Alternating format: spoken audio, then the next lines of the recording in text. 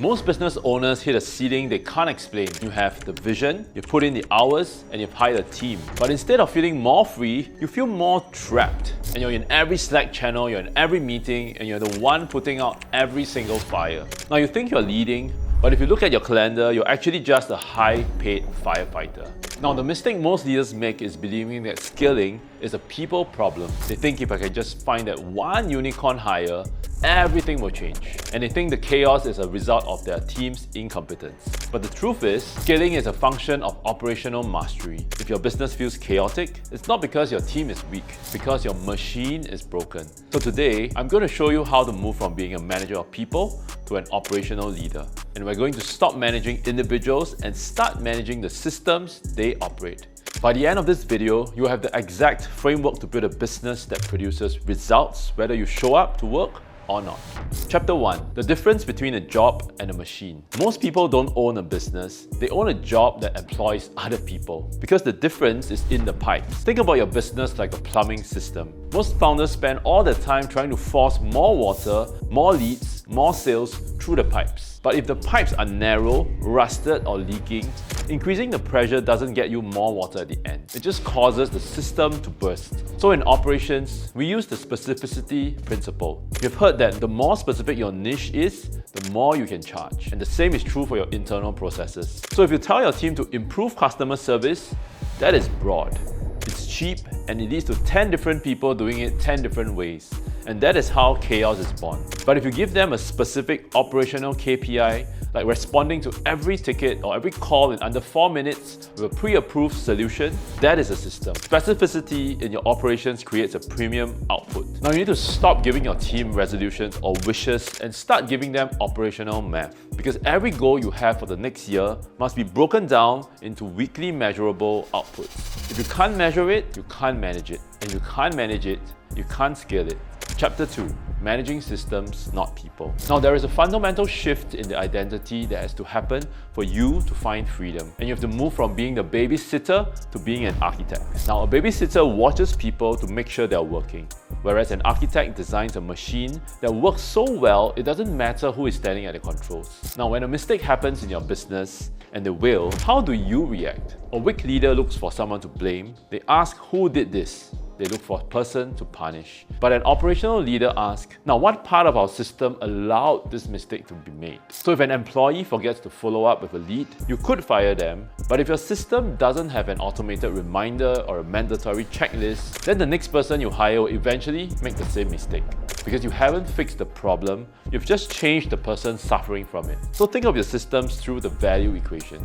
Now a great internal system makes the work easy. They don't have to guess what to do. It makes it guaranteed because the process ensures the result, and makes it fast because friction is removed. Now when you provide this to your team, you aren't managing them, you're providing them with the tools to win. And people want to win. They just hate working in broken machines. Chapter 3. The 30-day execution cycle. So how do you actually build this? Now you don't do it all at once. You do it through a repeatable 30-day execution cycle. Whenever you feel friction or heat in a department, you trigger this 4 weeks. Week 1, the operational audit. Don't guess where the problems are. Use the ask model. Talk to the people in the trenches. Ask them, what is the one thing that makes your job harder than it needs to be? Their answers are your roadmap to identify the single biggest bottleneck. Now week 2, the best bad idea. Most leaders get paralyzed trying to build the perfect system. Now don't do that. Build the best bad idea. Create a rough SOP or a simple checklist and get it into the world immediately. Because you need feedback from reality, not from your imagination. You make a system less wrong over time until it eventually becomes right. Now, in week 3, this is the alignment phase, and this is where you set the operational KPIs. You define what winning looks like for this specific process, and if the system is for sales, the KPI isn't revenue, it's the number of outbound calls made, or percentage of CRM fields being completed. Now you align the team's daily actions with the machine's needs. Now last but not least, in week 4, this is the release. And this is the hardest part for founders. You have to step back, you let the system run, and you stop answering questions that are already answered in the SOP. And now you force the team to rely on the machine, not on you. Chapter 4. The rule of 1 per week.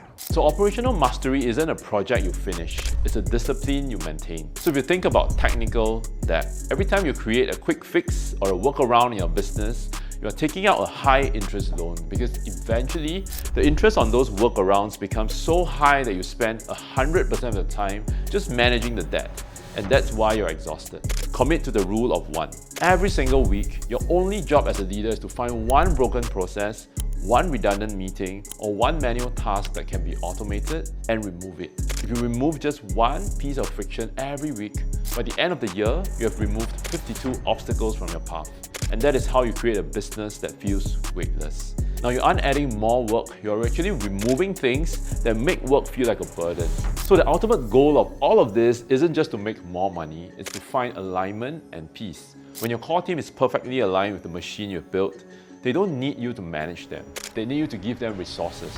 They become missionaries for your vision because they have the clarity to succeed. And the greatest shift in my life happened the day I stopped trusting people to be perfect and started trusting my systems to be robust. And that's the day I got my time back. And it's also the day that the business finally started to grow without me. So if you're ready to stop being the firefighter and start being the architect, I have a resource for you. So I put together an operational strategy template, and it's the exact document we use to run our 30-day execution cycles. So click the link below to grab the template, and let's start building the machine that sets you free. So if you like our content on scaling or growing businesses, don't remember to like and subscribe to our channel. Thanks for watching, and I'll see you on the next one.